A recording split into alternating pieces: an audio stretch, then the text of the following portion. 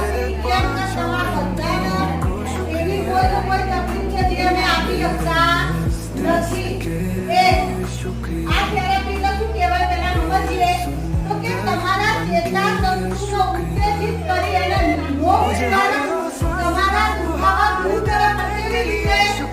ગોળી આપી